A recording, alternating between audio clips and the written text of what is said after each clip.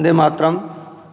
आज कक्षा 10 में पाठ 7 के अंतर्गत राष्ट्र अर्थव्यवस्था की जीवन रेखाएं भाग 1 इसके बारे में विस्तार से समझने का प्रयास करते हैं।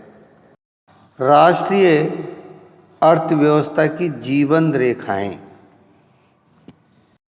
हम अपने प्रतिदिन के जीवन में विभिन्न सामग्रियों एवं सेवाओं का प्रयोग करते हैं। इनमें से कुछ हमारे पास उपलब्ध होती है, जबकि कुछ अन्य चीज़ों की ज़रूरतें दूसरे स्थानों से लाकर पूरी की जाती है। वस्तुएं तथा सेवाओं मांग स्थल से आपूर्ति स्थल पर अपने आप नहीं पहुंच पाती। वस्तु तथा सेवाओं के आपूर्ति स्थानों से मांग स्थानों तक ले जाने हेतु परिवहन की आवश्यकता होती है। कुछ व्यक्ति इसको उपलब्ध कराने में संलग्न है। जो व्यक्ति उत्पाद को परिवहन द्वारा उपभोक्ताओं तक पहुंचाते हैं उन्हें व्यापारी कहा जाता है। अतः एक देश के विकास की गति वस्तु तथा सेवाओं के उत्पाद के साथ उनके एक स्थान से दूसरे स्थान तक वहन की सुविधा पर निर्भर करना पड़ता है। इसलिए सक्षम परिवहन के साधन तीव्र विकास हेतु पूर्व अपेक्षित है। वस्तुओं तथा सेवाओं का लाना ले जाना पृथ्वी के 3 महत्वपूर्ण क्षेत्रों पर किया जाता है: स्थल, जल तथा वायु। इन्हीं के आधार पर परिवहन को स्थल परिवहन, जल परिवहन व वायु परिवहन में वर्गीकृत किया जा सकता है। बहुत समय तक व्यापार तथा परिवहन सुविधा एक सीमित क्षेत्र तक की ही किया जाता है। विज्ञान तथा प्रौद्योगिकी के विकास के साथ व्यापार व परिवहन के प्रभाव क्षेत्र में विस्तृत वृद्धि हुई है। सक्षम व तीव्र गति वाले परिवहन से आज संसार एक बड़े गांव में परिवर्तित हो गया है। परिवहन का ये विकास संचार साधनों के विकास की सहायता से ही संभव हो सका है। इसलिए परिवहन, संचार व व्यापार एक दूसरे के पूरक है। आज भारत अपने विशाल आकार, विविधताओं, भाषाई तथा सामाजिक व सांस्कृतिक बहुलता के बावजूद संसार के सभी क्षेत्रों में सुचारू रूप से जुड़ा हुआ है। रेल, वायु एवं जल परिवहन, समाचार पत्र, रेडियो, दूरदर्शन, सिनेमा तथा इंटरनेट आदि इसके सामाजिक आर्थिक विकास में अनेक प्रकार से सहायक है। स्थानिक ने अंतर्राष्ट्रीय स्तर ये व्यापार ने अर्थव्यवस्था को जीवन शक्ति दी है। इसने हमारे जीवन को समृद्ध किया है तथा आरामदायक जीवन के लिए सुविधाओं व साधनों में बढ़ोतरी की है। इस अध्याय में हम पढ़ेंगे कि आधुनिक संचार तथा परिवहन के साधन हमारे देश और इसकी आधुनिक अर्थव्यवस्था को संचालित करते हैं। अतः यह स्पष्ट है कि सघन व सक्षम परिवहन का जाल तथा संचार के साधन आज विश्व, राष्ट्र व स्थानीय व्यापार हेतु पूर्व अपेक्षित है। अब अपन परिवहनों के अलग अलग भागों का विस्तार से वर्णन करते हैं। तो यहाँ पर पहले स्थल परिवहन को लेते हैं। भारत विश्व के सर्वाधिक सड़क जाल वाले देश में से एक है। ये सड़क जाल लगभग 54.7 लाख किलोमीटर है। भारत में सड़क परिवहन रेल परिवहन से पहले प्रारंभ हुआ। निर्माण तथा व्यवस्था में सड़क परिवहन रेल परिवहन की अपेक्षा अधिक सुविधाजनक है। रेल परिवहन की अपेक्षा सड़क परिवहन की बढ़ती महत्ता निम्न कारणों से है। रेल लाइन की अपेक्षा सड़कों के निर्माण लागत बहुत कम है। अपेक्षाकृत ऊबड़ खाबड़, विच्छिन्न व भूभाग पर सड़कें बनाई जा सकती है। अधिक ढाल, प्रवणता तथा पहाड़ी क्षेत्रों में भी सड़कें निर्मित की जा सकती है। अपेक्षाकृत कम व्यक्तियों, कम दूरी, कम वस्तुओं के परिवहन में सड़क मितव्ययी है।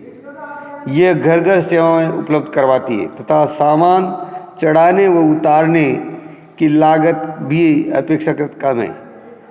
सड़क परिवहन अन्य परिवहन साधनों के उपयोग में एक कड़ी के रूप में भी कार्य करता है, जैसे सड़कें, रेलवे स्टेशन, वायु व समुद्री पथों को।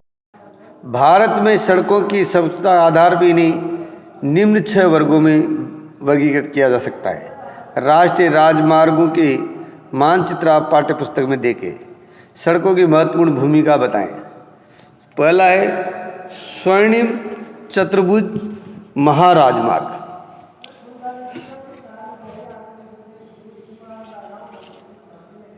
भारत सरकार ने दिल्ली, कोलकाता, चेन्नई, मुंबई व दिल्ली से जोड़ने वाली 6 लेन वाले महाराजमार्गों की सड़क परिवहन प्रारंभ की।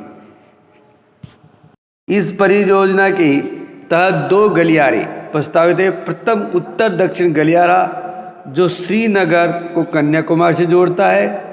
द्वितीय जो पूर्व पश्चिम गलियारा जो सिलचर असम तथा पोरबंदर गुजरात को जोड़ता है।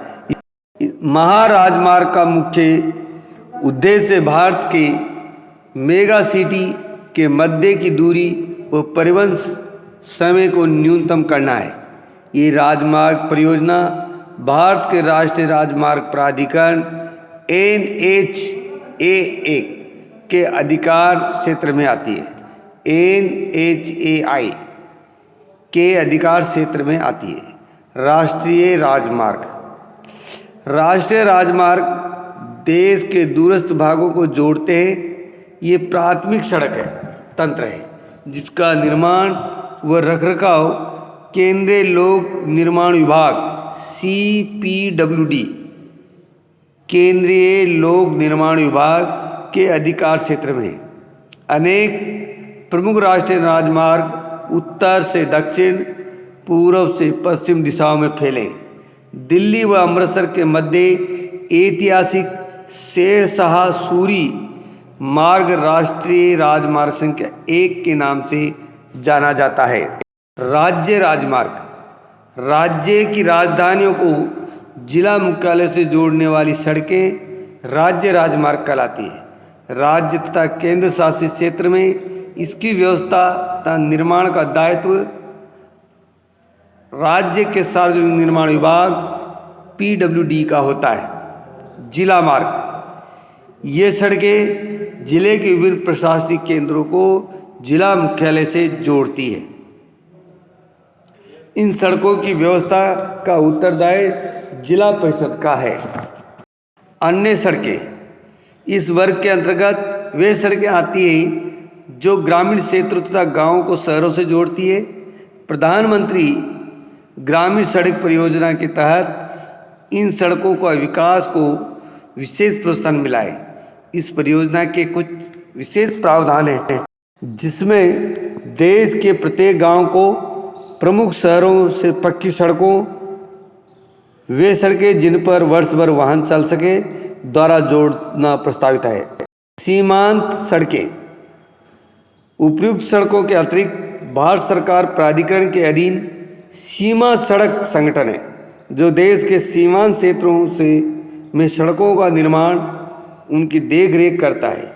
ये संगठन 1960 में बनाया गया था जिसके कार्य उत्तर तथा उत्तरी पूर्वी क्षेत्रों में सामरिक महत्व की सड़कों का विकास करना था।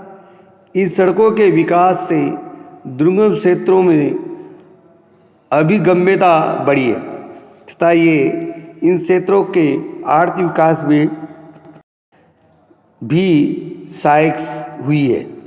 सड़क निर्माण में प्रयुक्त पदार्थ के आधार पर भी सड़कों को कच्ची व पक्की सड़कों में वर्गीकृत किया जा सकता है। पक्की सड़कें सीमेंट, कंक्रीट व तारकोल द्वारा निर्मित होती है, अतः ये 12मासी सड़कें हैं। कच्ची सड़कें वर्षा ऋतु में अनुपयोगी हो जाती है। अगला भाग है रेल परिवहन। भारत में रेल परिवहन वस्तुओं तथा यात्रियों के परिवहन का प्रमुख साधन है। रेल परिवहन अनेक कार्यों में सहायक है, जैसे व्यापार, भ्रमण, तीर्थ यात्राएं व लंबी दूरी तक सामान का परिवहन आदि। एक प्रमुख परिवहन के साधन के अतिरिक्त पिछले 150 वर्षों से भी अधिक समय से भारतीय रेल एक महत्वपूर्ण समन्वयक के रूप में भी जानी जाती है। भारतीय रेलवे देश की अर्थव्यवस्था, उद्योग व कृषि के तीव्र गति से विकास के लिए उत्तरदायी है। देश में रेल परिवहन के वितरण को प्रभावित करने वाले कारकों में भू आकृति, आर्थिक व प्रशासनिक कारक प्रमुख है। उत्तरी मैदान अपनी विस्तृत समतल भूमि, सघन जनसंख्या घनत्व, संपन्न कृषि व प्रचुर संसाधनों के कारण रेल परिवहन के विकास व वृद्धि में सहायक रहा है। यद्यपि असंख्य नदियों के विस्तृत जल मार्गों पर पुलों के निर्माण में कुछ बाधाएं आई है। प्रायद्वीप भारत में रेल मार्ग ऊबड़ खाबड़ पहाड़ी क्षेत्रों, छोटी पहाड़ियों और सुरंगों आदि से होकर गुजरते। हिमालय पर्वतीय क्षेत्र भी दुर्लभ, उच्चावच, विरल जनसंख्या तथा आर्थिक अवसरों की कमी के कारण रेलवे लाइन के निर्माण में प्रतिकूल परिस्थितियां उत्पन्न करता है। इस प्रकार पश्चिमी राजस्थान, गुजरात के दलदली भाग, मध्य प्रदेश के वन क्षेत्र, छत्तीसगढ़, ओडिशा व झारखंड में रेल लाइन निर्माण करना कठिन है। सह्याद्री तथा उससे सन्निग्ध क्षेत्र को भी घाट या दर्रों के द्वारा ही पार कर पाना संभव है। कुछ वर्षों पहले भारत के महत्वपूर्ण आर्थिक क्षेत्र के पश्चिमी तट के साथ कोंकण रेलवे के विकास ने यात्री व वस्तुओं के आवागमन को सुविधाजनक बनाया है। यद्यपि यहाँ असंख्य समस्याएं भी है, जैसे भूस्खलन तथा किसी भाग में रेलवे ट्रैक का धंसना आदि। आज राष्ट्रीय अर्थव्यवस्था में परिवहन के अन्य सभी साधनों की अपेक्षा रेल प्रमुख हो गया है। यद्यपि रेल प्रमुख समस्याओं से मुक्त नहीं है।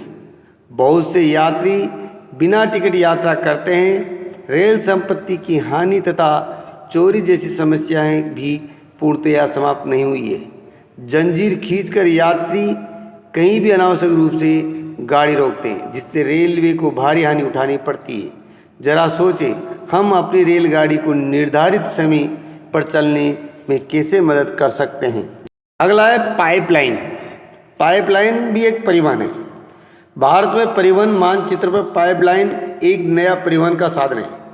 पहले पाइपलाइन का उपयोग शहरों व उद्योगों में पानी पहुंचाने हेतु होता था। आज इसका प्रयोग कच्चा तेल, पेट्रोल उत्पाद तथा तेल से प्राप्त प्राकृतिक तथा गैस क्षेत्र में उपलब्ध गैस शोधनशालाओं, उर्वरक कारखानों और बड़े ताप विद्युत गृहों तक पहुंचाने में किया जाता है। ठोस पदार्थों को तरल अवस्था में परिवर्तित कर पाइपलाइनों द्वारा ले जाया जाता है। सुदूर आंतरिक भागों में स्थित शोधशालाएं जैसे बरौनी, मथुरा, पानीपत तथा गैस पर आधारित उर्वरक कारखानों की स्थापना पाइपलाइनों के जाल के कारण ही संभव हो पाई है। पाइपलाइन बिछाने की प्रारंभिक लागत अधिक है, लेकिन इसको चलाने की लागत न्यूनतम है। वाहनांतरण, देरी तथा हानि इसमें लगभग नहीं के बराबर है। देश में पाइपलाइन परिवहन के 3 प्रमुख जाल हैं। पहला है ऊपरी असम के तेल क्षेत्रों से गुवाहाटी, बरौनी व इलाहाबाद के रास्ते कानपुर तक। इसकी एक शाखा बरौनी से राजबंद होकर हल्दिया तक, दूसरी राजबंद से मोरीग्राम तक तथा गुवाहाटी से सिलीगुड़ी तक है। गुजरात में सलाया से विरमगांव, मथुरा, दिल्ली व सोनीपत के रास्ते, पंजाब से जालंधर तक। इसकी अन्य शाखा बड़ोदरा के निकट कोयली को चक्षु व अन्य स्थानों से जोड़ती है। गैस पाइपलाइन गुजरात में हजीरा को उत्तर प्रदेश में जगदीशपुर से मिलाती है। ये मध्य प्रदेश के विजयपुर के रास्ते होकर जाती है। इसकी शाखाएं राजस्थान में कोटा तथा उत्तर प्रदेश के शाजापुर, बबराला व अन्य स्थानों पर है। अब कल अपन अगले भाग में जल परिवहन के बारे में विस्तार से समझेंगे। तब तक सभी भैयाओं को बहुत बहुत धन्यवाद।